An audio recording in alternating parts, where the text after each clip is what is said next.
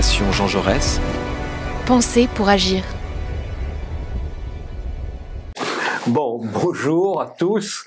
Nous allons parler aujourd'hui du Brésil avec un invité qui va tout à la fois d'ailleurs nous dire pourquoi il est à Paris actuellement, un invité brésilien, Jean Tible, qui est professeur de sciences politiques à l'université de São Paulo, la principale ville, le cœur économique du Brésil, mais aussi peut-être le cœur intellectuel, sans vouloir vexer les Brésiliens de Rio, de Brasilia ou d'autres villes du Brésil. Mais avant de parler de la situation générale du Brésil, Jean, pourquoi êtes-vous aujourd'hui ou en ce moment à Paris? Je suis venu pour présenter, faire le lancement de mon dernier livre. Comment s'appelle-t-il? Quel est le titre du livre? Politique sauvage. Et ça veut dire quoi? C'est une réflexion un peu de prendre la politique par le bout des manifs, des rébellions, des soulèvements, un peu prendre... faire un peu ce qu'en général la science politique, au moins au Brésil, elle s'occupe surtout des institutions. Donc c'est un peu de prendre par l'autre bout et de voir ce que représente un peu cette série de manifs, de cycles de protestation qu'il y a eu à partir de la Tunisie fin 2010 et qui a atterri au Brésil à un certain moment en 2013. 2013. Ouais. Et pourquoi l'avoir qualifié de sauvage? Sauvage, c'est, on va dire, ça serait opposé à domestiqué ou un peu une politique vivante, dans le sens qu'il y a une crise démocratique aussi, non? Et un peu peut-être que cette politique exercée en dehors des institutions habituelles, elle peut peut-être nous donner des éléments pour comprendre ce que peut être ou pas la démocratie, ou aussi qui permet de la participation de collectivités qui sont plus mises en dehors ou subalternisées. Et quelles sont vos conclusions? Bon, on conclut jamais rien. Mais c'est là, on va dire que pour le Brésil, 2013 représente un nœud. Parce qu'en même temps, c'est un moment de revendication démocratique, de plus de voix au secteur qui n'avait pas tellement elle n'était pas écoutée ou ne participait pas ou n'avait pas la possibilité de participer. Donc c'est à partir de la question des transports.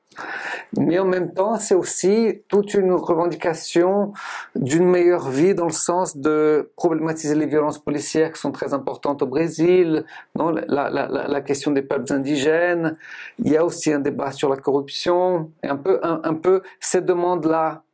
Il y avait un certain consensus à l'époque qui était plutôt pas mal ancré à gauche. À la fin, il y a eu un résultat immédiat après la réélection de Dilma, de sa destitution, le coup d'État parlementaire, un vice-président qui applique le programme de celui qui avait perdu, et après l'élection de Bolsonaro par candidat d'extrême droite, et un retour de Lula. Et d'une certaine façon, on pourrait penser que juin 2013 n'importe plus, mais en même temps, il y a tout un débat et aussi des conséquences qui se donnent à partir de cet événement. C'est un événement qui signale l'existence de catégories donc qui n'avaient pas la possibilité de se faire entendre d'une autre manière. C'est aussi une forme d'expression qui peut être assez violente. Oui. Et qui est aussi paradoxale. Je veux dire qu'après 2013, il y a eu l'extrême droite au Brésil et les printemps arabes que vous avez évoqués ont débouché sur des hivers, y compris en Tunisie, qui a été le lieu du déclenchement de ces mouvements. Donc il y a un aspect assez paradoxal. Oui.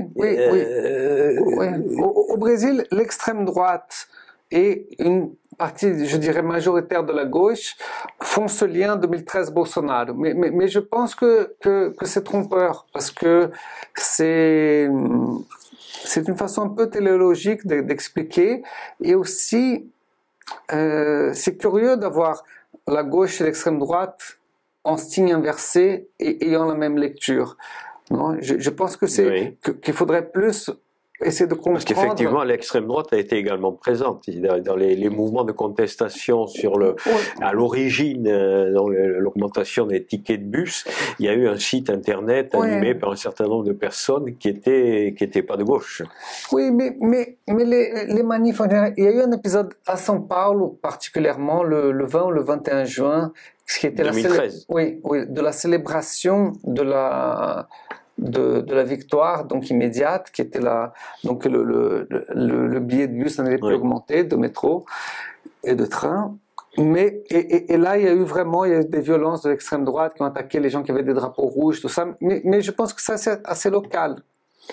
C'est pas quelque chose du Brésil comme un tout, mais c'est sûr, s'il y a beaucoup de gens dans la rue, il y a un peu de tout. Il n'y a pas un certificat idéologique de position politique, de tout ça. Mais je pense que c'est différent. C'est très important de différencier ce qui s'est passé après 2014, où la composition des manifs était vraisemblablement très très différente. Plus âgée, plus blanche, plus riche, qui était déjà ce public, on va dire, plus de l'extrême droite. 2013, il y a aussi une certaine, en même temps, les meilleures années qui étaient passées, donc de plus d'opportunités pour ceux d'en bas des gouvernements du PT, ont donné cette occasion aussi, et en même temps une frustration que c'était pas assez. Et donc je pense comment peut-on expliquer le fait que des mouvements, donc si on suit votre raisonnement, qui viennent du peuple de gauche, disons, qui n'a pas voix à la parole, puissent se terminer politiquement ou électoralement à l'extrême droite. On pourrait faire la même analyse avec ce qui se passe au Chili actuellement, où il y a eu un énorme mouvement de protestation en 2019, l'élection d'un président de gauche et aujourd'hui un refus des propositions de modification de la Constitution telles qu'il les a proposées, avec une montée en puissance de l'extrême droite. Il y a plusieurs niveaux. Je dirais que d'un côté, il y a la répression de ces mouvements qui est assez importante. Donc ça, c'est un point assez. Même le gouvernement du PT a aidé à un effort plus global de répression. Et donc aussi, c'est aussi d'une certaine façon de tirer sur son propre pied, même si c'est ou le pied à côté, non? Et donc ça, il y a un rôle très fort. Si on voit ceux qui sont fait emprisonner, les violences policières, non? Parce que les violences, si on peut appeler comme ça des manifs, c'était des violences contre des vitres, des trucs comme ça. Il n'y a pas eu aucune personne que je sache blessée grièvement. Je parle des forces de l'ordre. Mais la violence de la police est très forte, et aussi une violence plus quotidienne, non? Donc, d'une certaine façon, je crois que le gouvernement de gauche n'a pas su répondre, parce que, par exemple, Dilma, en 2014, 70% des Brésiliens voulaient un changement. Et c'est la situation qui a gagné. Pourquoi? Parce qu'Aécio Neves, le candidat à la droite, a fait un discours plus à droite qu'avant ils avaient fait les 3 dernières élections, et il proposait pas un gouvernement post-Lula, ce qui s'était passé. Il proposait un retour néolibéral pur et dur. Et c'est pour ça qu'il a perdu, même si 70% voulaient un changement. Et quel était le discours de Dilma? Le discours de Dilma était Dilma Rousseff. Oui, de Dilma Rousseff.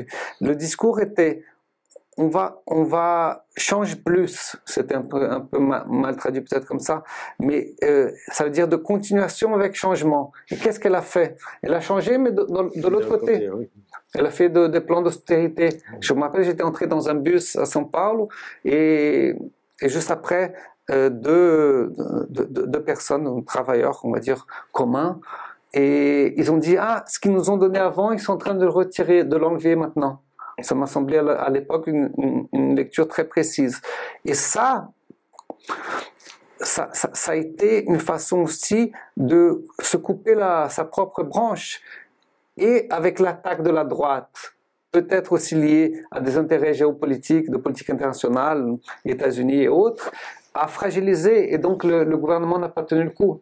Donc c'est plus, je crois, parce que c'est un processus, ces événements, ils ouvrent un nouveau moment politique. Et à partir de ça, tous les acteurs politiques se cherchent. Et malheureusement, c'est vrai, la droite, et surtout l'extrême droite, parce que la droite, elle s'est affaiblie aussi dans ce sens-là, ont réussi à profiter beaucoup plus de ce nouveau moment politique que la gauche. Et c'est une débilité. Jusqu'à un certain point, parce que finalement, Lula est revenu. Oui. Et alors, comment est-ce qu'on peut... Quel est le lien entre 2013, l'épisode Bolsonaro, et le retour de Lula, donc le Lula 3, oui, puisque c'est sa 3e présidence? Oui, je pense que, par exemple... 2013, par exemple, tous les personnages qui semblent plus sympathiques dans le gouvernement Lula, par exemple la ministre des peuples originaires, indigènes, Sonia Guajajara, celui des droits de l'homme, Silvio Almeida, qui est un avocat, un intellectuel marxiste noir, Aniele Franco, qui est la sœur de Marielle Franco qui a été tuée. Et l'assassinat de Marielle est très important parce qu'il est un peu, pour moi... C'était en 2018. Oui, en 2018. C'est un assassinat d'un des plus grands symboles concrets de juin 2013. Parce que c'était une femme noire, lesbienne, mère très tôt, universitaire, chercheuse, mais en même temps des cursinhos populares, c'est des préparations pré-universitaires des favelas, et donc elle composait ça, lesbienne, tout ça, et son assassinat en plein centre de Rio, en début de soirée, c'est vraiment c'est une réponse, on va dire, du pouvoir à cette émergence. Non. Et la victoire de Lula, c'est parce que le PT maintient une certaine base, et aussi Lula, c'est un personnage extraordinaire, non? Je crois qu'il n'y a aucun pays, je ne sais pas quel parallèle on pouvait faire, entre un homme politique qui domine les débats depuis le 2e tour de 1989, des élections présidentielles, jusqu'à maintenant. Donc ça fait plus de 3 décennies où la question basique, élémentaire des élections, c'est pour ou contre Lula. Non? Et en même temps, ce qui est important de voir 2013 avec Lula, parce qu'un des nœuds du gouvernement, c'est que Lula semble vouloir laisser, on va dire, des résultats un peu plus poussés, plus à gauche, dans ce 3e mandat, mais en même temps, il trouve une situation plus difficile parce que le Congrès est plus hostile, l'extrême droite existe réellement, concrètement, alors qu'elle était très marginale, et aussi le patronat en général, surtout l'agribusiness, est beaucoup plus hostile aussi. C'est ce que j'allais dire, sa victoire a été une victoire beaucoup plus difficile cette fois-ci que les 2 fois précédentes, en 2003 et 2002 et 2006. Oui, très serré, il n'y a jamais eu un résultat avec une marge de un peu moins de 2 millions de voix. Oui. L'élection de Dilma contre Aïssenev, ils étaient déjà considérés serrés, il y avait 3,5 millions en 2014. Oui, en 2014, davantage. Et donc justement, cette impasse, je crois qu'elle peut se débloquer seulement dans la rue. Mais comme une partie de la gauche n'essaye pas d'appeler, de faire cet effort de mobilisation plus en dehors des institutions, ça crée un problème. Et paradoxalement... Vous pensez qu'aujourd'hui, pour la réussite des engagements qu'a pris Lula envers ses électeurs, notamment des politiques sociales et environnementales réelles et actives, il aurait besoin du soutien qui se manifesterait dans la rue de façon visible, lisible de la part d'un grand nombre d'électeurs. Absolument. Et ça, c'est une chose intéressante. Et que Bolsonaro, comme président, il a fait beaucoup plus une politique qu'on pourrait espérer d'un président de gauche, dans le sens où, quand il se trouvait dans une mauvaise passe, il appelait toujours ses partisans. Ce qui n'était pas habituel des autres gouvernements de droite. Et donc il a bien joué de son point de vue, quoi. En clair, ça veut dire que pendant toute la durée du mandat de Jair Bolsonaro, de façon régulière, il mobilisait ses électeurs pour les maintenir derrière lui. Ce qu'on pourrait penser que la gauche ferait mieux.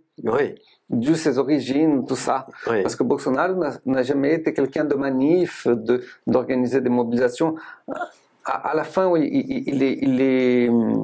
c'était plus, on va dire, peut-être des conspirations que ça. Mais chaque fois qu'il avait des difficultés, il appelait ses partisans.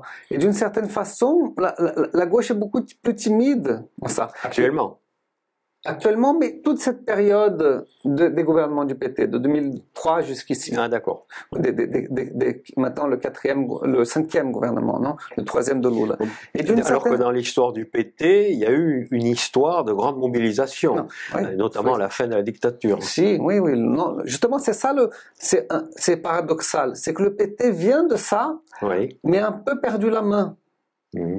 Ça a à voir avec une certaine bureaucratisation. Le poids du Parlement, des parlementaires est devenu plus fort que plus des dirigeants avec une base plus organisée qui pressionne plus tout ça. Et le gouvernement, à la fin, il était assez, on va dire, sage de ce point de vue-là. Ce qui veut dire que quelque part, si on vous suit bien, le PT se serait dévitalisé. Oui. Qu'est-ce que c'est le PT aujourd'hui? Parce que on regarde qu'avant le premier gouvernement Lula, le deuxième, il y avait une possibilité qu'on dit parfois en anglais win-win, que tout le monde gagne. Donc tout le monde était content à la fin du deuxième mandat de Lula. Il avait 90% presque de popularité personnelle, et le gouvernement 83%, quelque chose comme ça. Et Dilma, elle a eu une situation, elle a eu beaucoup de difficultés aussi comme présidente, mais aussi la situation était plus délicate parce que, en 2013, il nous dit ça aussi, ce n'est plus possible être bien avec tout le monde. Il faudra arbitrer un peu les conflits, un peu plus. Et c'est à ce moment-là que le PT coule. Et c'est intéressant justement de voir, c'est quand le jeu sort strictement des institutions et passe aussi à la rue aux mobilisations plus incontrôlables aussi, comme 2013, que personne ne les contrôlait. Et donc ces difficultés persistent parce que comme pour justifier le coup d'État parlementaire, tout ça, le PT Lula par exemple change clairement de position sur les manifs de 2013. Ce qu'il disait au tout début, à chaud, c'est le peuple a conquis le pain, maintenant il veut le beurre. Après, il y a un texte au New York Times où il dit que c'était quelque chose de démocratique, tout ça. Et quand Dilma est en difficulté et va tomber, il commence à changer, il dit le camarade Erdogan et le camarade Poutine m'avaient prévenu qu'il y avait les Américains, il y avait des trucs internationaux contre nous, tout ça, dans les manifs. Alors c'est un virage quand même assez prononcé. Mais si on dit ça, c'est une justification politique, ça serait pas trop grave. Mais le problème, c'est que ça crée un nœud, un blocage. Parce que, comme je disais avant, je pense que la seule façon d'avoir des conquêtes maintenant, c'est d'avoir cette pression-là. Ou alors il y aura des petites importantes, comme augmenter le salaire minimum, augmenter le Bolsa Famille. Ça, c'est très important. Mais pour penser un agenda dans toutes ces crises qu'on vit, non, de crise on va dire d'horizon démocratique, crise climatique, la question économique aussi qui est tendue. Il y a eu des faillites de banques récemment. Il y a aussi les fusions suisses. Il y a eu des trucs en Allemagne aussi, en plus des États-Unis. Et donc, c'est un peu quand Lula, par exemple, en politique étrangère, est très proactif de proposer la paix en Ukraine, avec la guerre en Ukraine, cet agenda internement, par exemple, le retour de Marina Silva aussi au gouvernement, tout ça, ça dépend d'une mobilisation. Sinon, ça va pas sortir parce que ça s'oppose à des intérêts très, très, très importants, non? Et par exemple, un résultat intéressant de juin 2013, c'est le personnage Boulos, Guilherme Boulos, qui a été élu avec 1 million de voix à São Paulo et va être candidat à la mairie de São Paulo. Avant 2013... Et candidat à la mairie pour des élections qui se tiennent dans un an et demi. Dans un an et demi. Octobre 24. Il n'existait pas comme personnage politique. Il existe après 2013 et commence à faire des manifs, justement en mettant un peu contre le mur le gouvernement du PT et en négociant tout le temps aussi. Mais quelle est sa recette? C'est toujours sa mobilisation des sans-toits, des sans-logis, et donc c'est l'élémentaire de la gauche. Ce type de mobilisation ne peut fonctionner que s'il y a des mots d'ordre clairs. Oui. Il faut qu'il y ait un dénominateur commun. Et est-ce que ce cas de figure de 2013 pourrait se répéter en 2023 ou 2024? C'est toujours un mystère, parce que si on regarde ces manifs, le déclic, l'étincelle, oui, c'est un petit détail. Oui. C'est une insatisfaction qui grondait et qui trouve parfois une raison que les gens vont dire anodine, 20 centimes, après 30 centimes au Chili, et ça explose. Non? Et le défi, un peu, cette offensive aussi de l'extrême droite, d'une certaine façon, c'est l'extrême droite qui arrive plus que la gauche, alors que ça serait son terrain d'habitude, à mettre en échec le problème du système.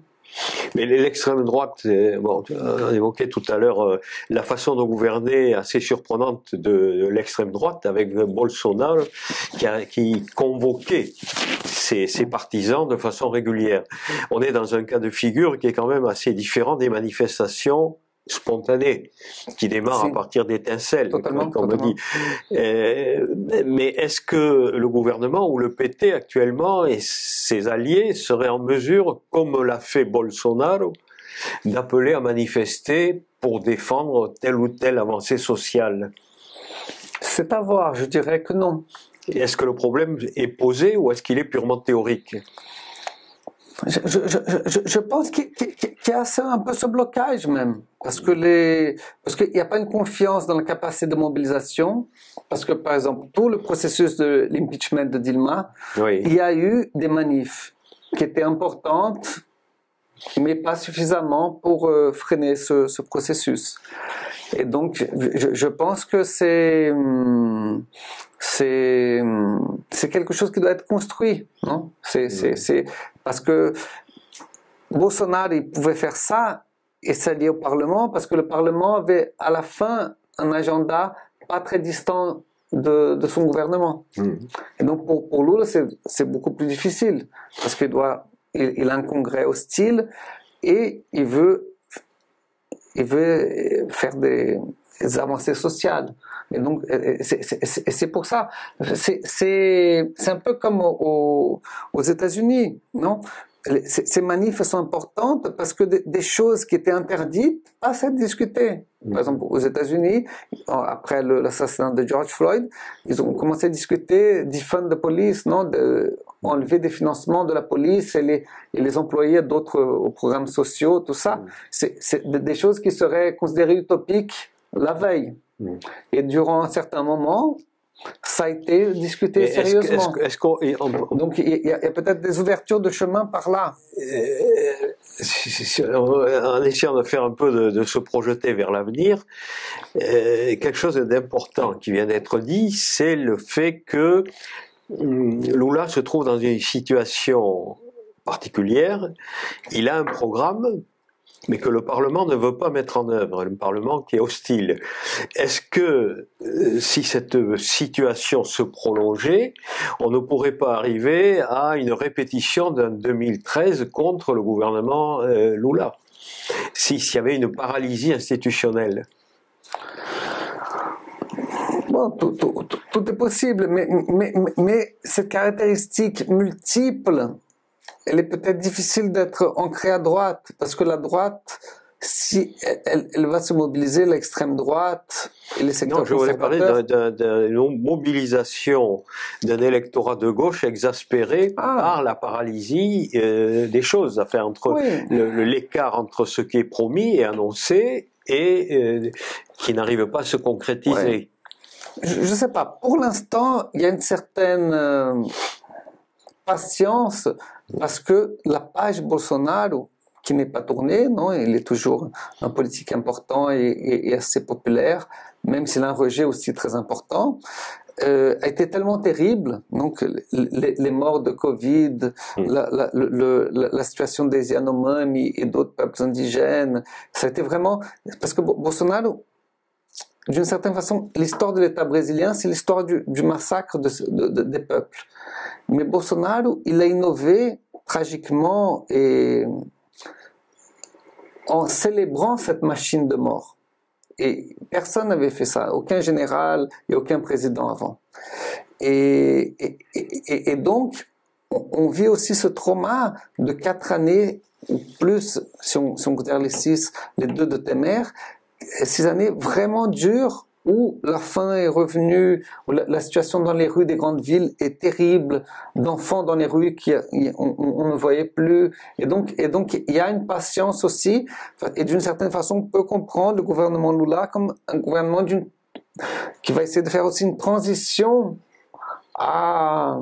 Ce qui veut dire que ce que doit faire le gouvernement Lula aujourd'hui est quand même assez différent de ce qu'il a fait en 2003, dans la mesure où, si je comprends bien, il est aujourd'hui dans une phase, il affronte une phase de reconstruction de quelque chose qui a été détruit, mais qui n'avait pas été détruit par ses prédécesseurs en 2002. 2003. Oui, on peut dire, les dernières décennies brésiliennes, on a eu la transition, la redémocratisation et la Constitution de 1988, qui est très importante. Pas mal de droits sociaux, par exemple le droit des peuples indigènes à avoir leurs terres, des quilombolas, donc des territoires de l'ancien marronnage. Ça, il y a beaucoup de conquêtes. Le système de santé publique, non, qui est... Si je ne me trompe pas, c'est le pays le plus peuplé à avoir un système de santé totalement public. Et donc, il y a... et pourquoi tout ça a été arraché? Parce qu'il y a eu des mobilisations très fortes.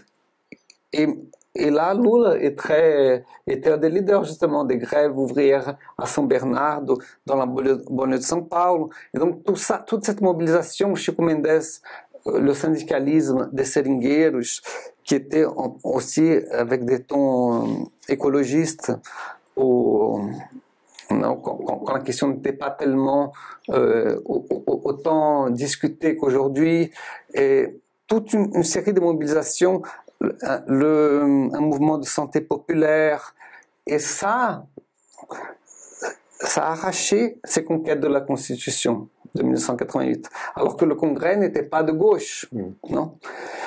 Et après, il y a eu un gouvernement Cardoso passable, non, avec endettement, chômage, mais une stabilisation de la monnaie relative et des avancées sociales après dans la période Lula. Donc il y a eu, on va dire, de longues années, on va dire, d'une certaine accalmie et d'une amélioration des vies.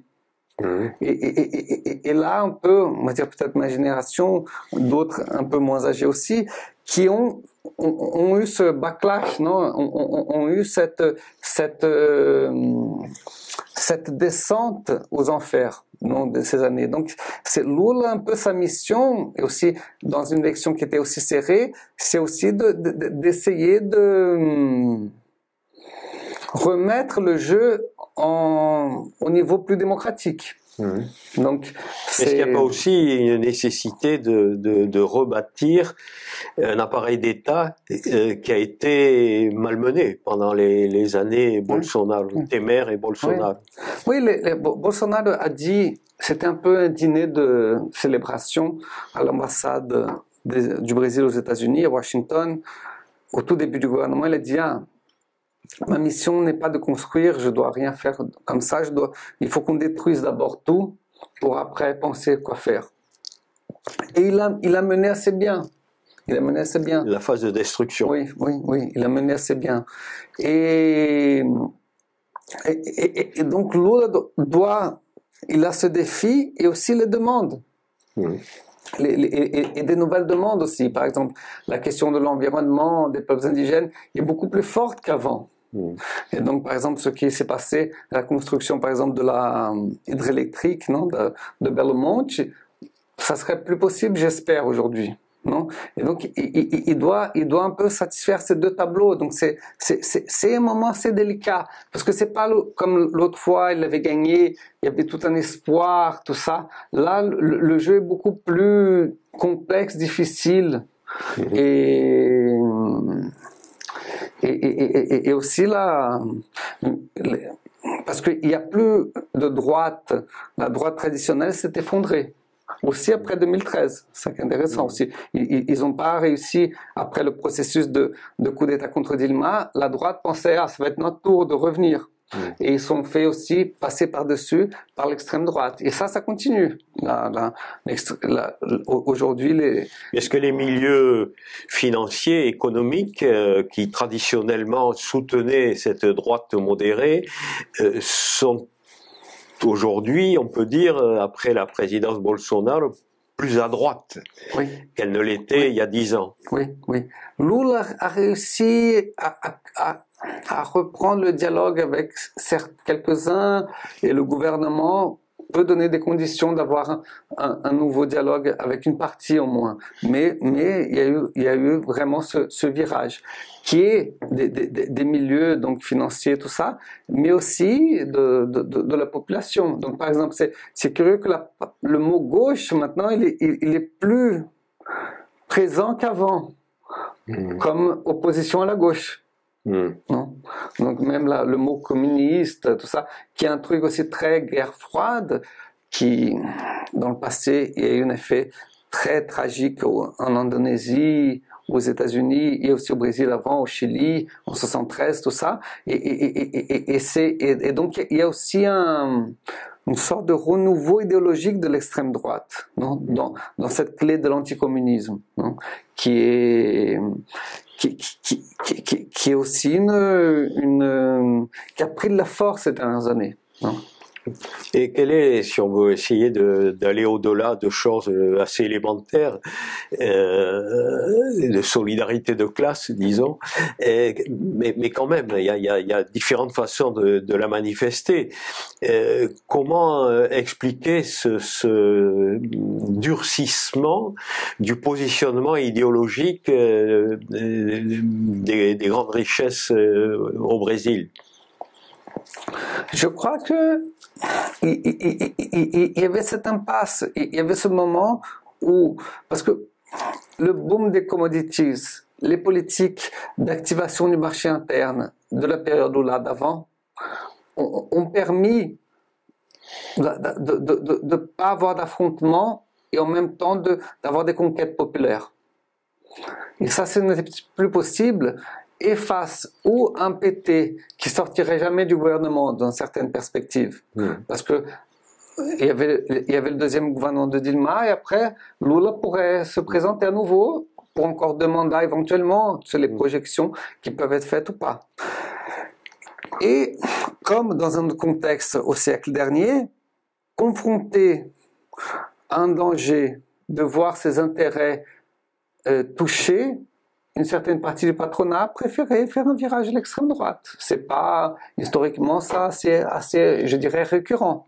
Non. Mais est-ce que finalement, ce schéma n'a pas été déstabilisé par l'échec de la tentative de prise du pouvoir spontanée, entre guillemets, mais quand même téléguidée du 8 janvier dernier par les partisans de Bolsonaro qui se sont livrés à des violences et à l'occupation de lieux de pouvoir dans la capitale, à Brasilia? En partie, oui.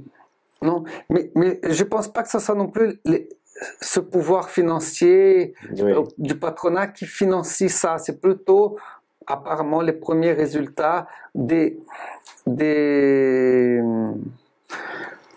propriétaires, par exemple, de plusieurs stations d'essence, de pompes d'essence dans la région même d'Amazonie, tout ça, donc les villes en Amazonie.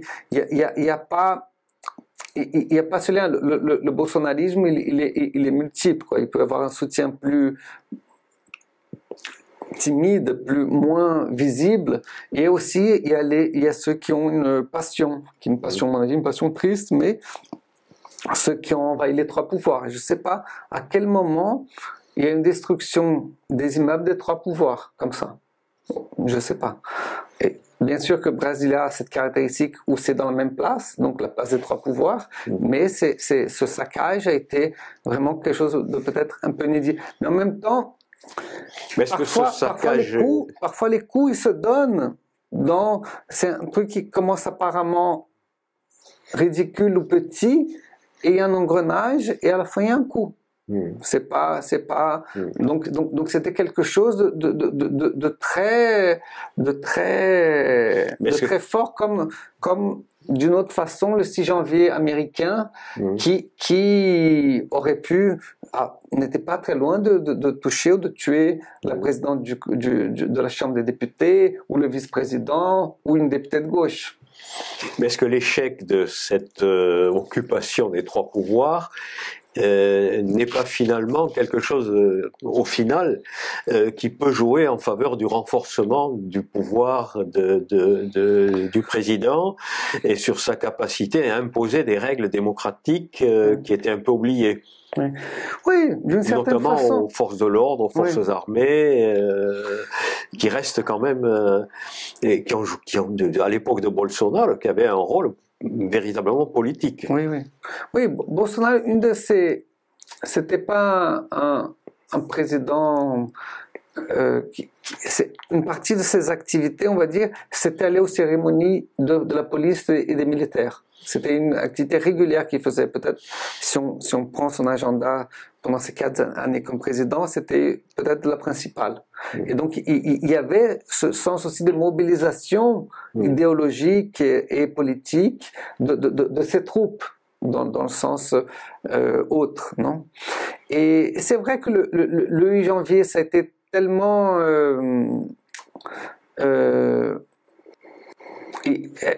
fort que ça gérait une vague de solidarité envers le gouvernement, tout ça. Mais le temps passe, et aussi, s'il n'y a pas, ça c'est la justice qui va faire ce travail, s'il n'y a pas une inculpation de ceux qui ont financé tout ça, et des responsables militaires, ça peut rendre encore plus fragile le gouvernement. Non? Et parce que c'était vraiment une chose de très très grave, quoi. Très grave. Non?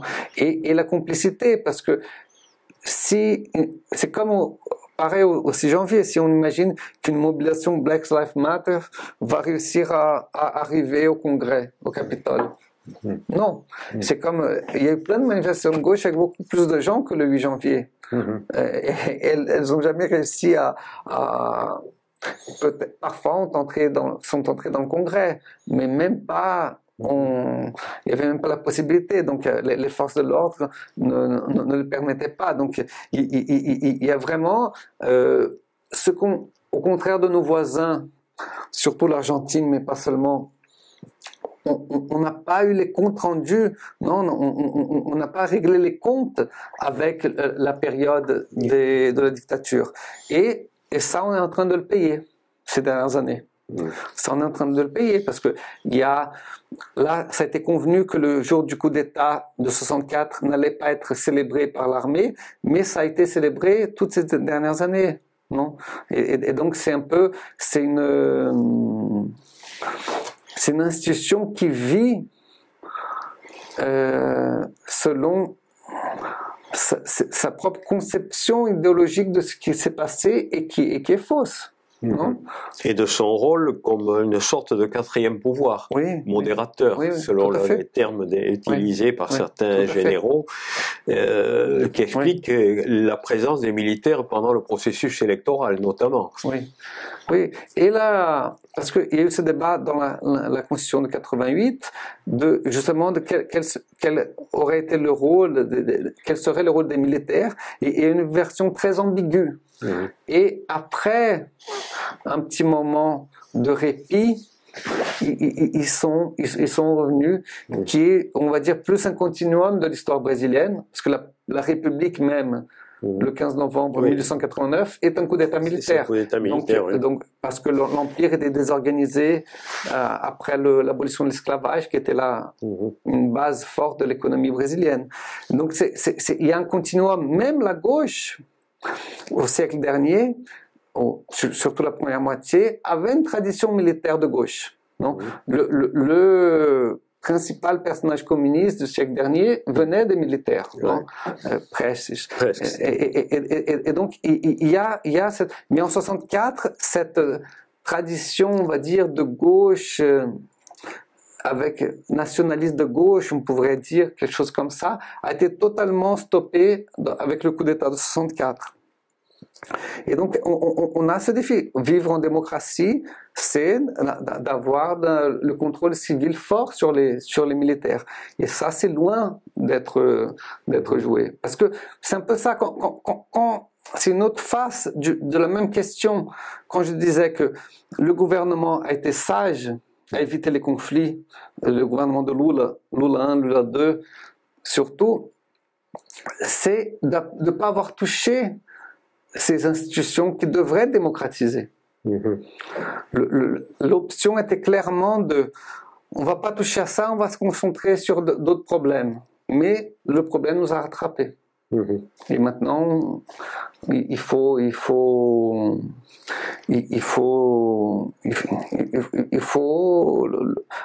le travailler, quoi.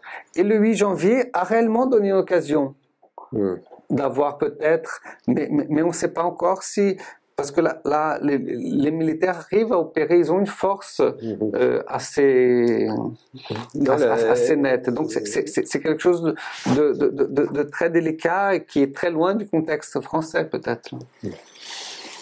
Ça serait un autre débat. Il y a eu beaucoup de manifestations, les Gilets jaunes, la manifestation sur les retraites, qui sont d'ordre différent. Il n'y a pas le problème militaire, heureusement, mais il y aurait peut-être aussi des parallélismes à faire sur les manifestations, la réalité, le futur des manifestations sur le changement. D'autant plus que ce qui se passe au PT se passe aussi, me semble-t-il, dans les partis politiques français qui se sont très largement vidés de tout contenu idéologique dans une perspective de changement de la société. Et alors, pour conclure, si on essaie de se projeter un peu dans les 2-3 prochaines années, compte tenu de ce qui vient d'être dit, un retour au pouvoir qui a été plus compliqué qu'en 2002, et même sa perpétuation en 2006, l'existence d'une extrême droite qui est un facteur nouveau, la résistance de l'autonomie militaire, la situation économique, et aussi le fait qui me paraît important de dire que, bon, ce qui a beaucoup aidé la gauche et Lula dans la période 2003-2010, c'est la conjoncture internationale et le fait de pouvoir régler par consensus et de pouvoir générer des compromis sociaux finalement assez naturels. Cet élément-là a disparu, on est dans le conflit, dans la nécessité de l'arbitrage. Donc ça fait beaucoup. On est passé, pour prendre une comparaison avec les courses de chevaux, d'une course sur le plat à une course d'obstacles. Oui, tout à fait. Et comment va se terminer, comment peut-on imaginer si c'est possible? C'est le point final de cette course d'obstacles. Non, je crois que c'est partout dans le monde, il y a cette ascension, je ne sais pas si partout, mais dans beaucoup de pays, cette ascension de l'extrême droite, qui, je pense, a un reflet. C'est une conséquence de la crise économique de 2008 qui n'est pas résolue encore. C'est pour ça, ce sursaut récent le montre. Et il y a eu d'abord des manifestations, on va dire, pour aller vite plus à gauche, et après ce sursaut de l'extrême droite. Non. Et je pense que, comme ici en France, aux États-Unis, en Israël, en Inde, en Russie et à tellement d'autres endroits, c'est ce défi. Donc, comment vivre en démocratie aujourd'hui? Et si la gauche défend seulement les acquis démocratiques sociaux, elle risque de ne pas gagner la mise, parce qu'elle sera de plus en plus débordée par cette extrême droite. Donc c'est un peu aussi ça à voir avec un défi un peu pour utiliser leurs anciens mots, quel serait un programme démocratique et radical de gauche dans ce nouveau contexte. Donc, comment toucher? Parce que les inégalités, si on voit les rapports d'Oxfam, chaque année c'est pire. Et on a une situation, je sais pas, de 8 personnes qui ont autant de richesses que la moitié de la population. C'est quelque chose d'intenable éthiquement, soit-on athée, chrétien, musulman, bouddhiste ou vaudou. Et donc, quel est le programme, on va dire?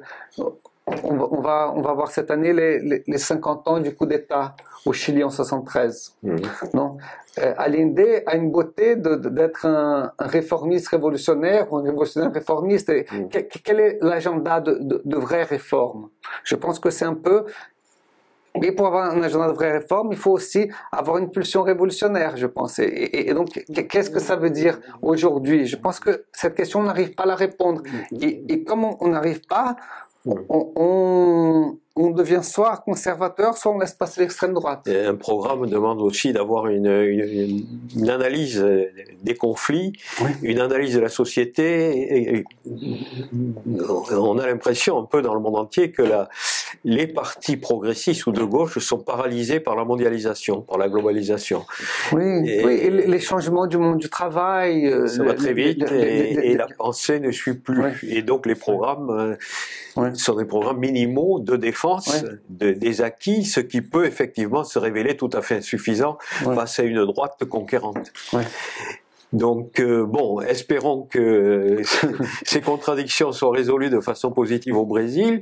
Et pour conclure, on va quand même rappeler le livre. Malheureusement, il n'existe pas de version en français pour l'instant.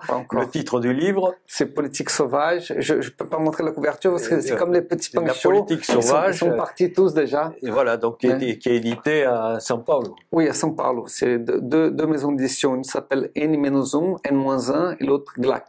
Bon, très bien. Merci Jean. Merci Jean-Jacques. À une autre fois.